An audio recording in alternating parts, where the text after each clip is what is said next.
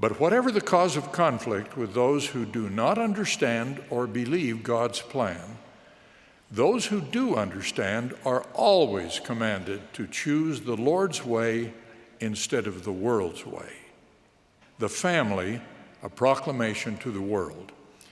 Its declarations are, of course, visibly different from some current laws, practices, and advocacy of the world in which we live.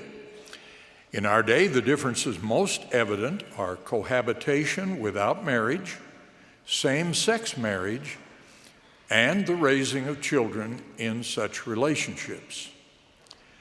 Those who do not believe in or aspire to exaltation and are most persuaded by the ways of the world consider this family proclamation as just a statement of policy that should be changed. As just a statement of policy that should be changed.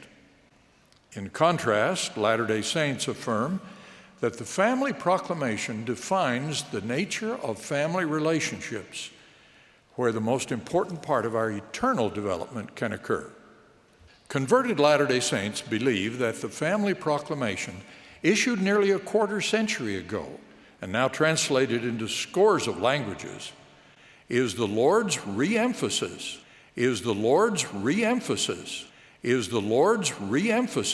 of the gospel truths we need to sustain us through current challenges to the family. As one of only 7 of those apostles still living, I feel obliged to share what led to the family proclamation for the information of all who consider it. The inspiration identifying the need for a proclamation on the family came to the leadership of the church over 23 years ago. We felt the confirmation and we went to work. Subjects were identified and discussed by members of the Quorum of the 12 for nearly a year. Language was proposed, reviewed, and revised. Prayerfully, we continually pleaded with the Lord for His inspiration on what we should say and how we should say it. During this revelatory process, a proposed text was presented to the First Presidency, who oversee and promulgate church teachings and doctrine. After the presidency made further changes, the proclamation on the family was announced by the president of the church, Gordon B. Hinckley. With so much of allurement and enticement to take on the slow stain of the world, we have felt to warn and forewarn, end of quote. I testify that the proclamation on the family is a statement of eternal truth.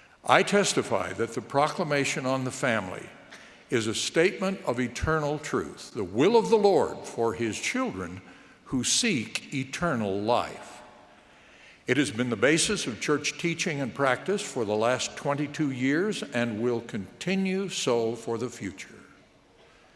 Consider it as such, live by it, and you will be blessed as you press forward toward eternal life.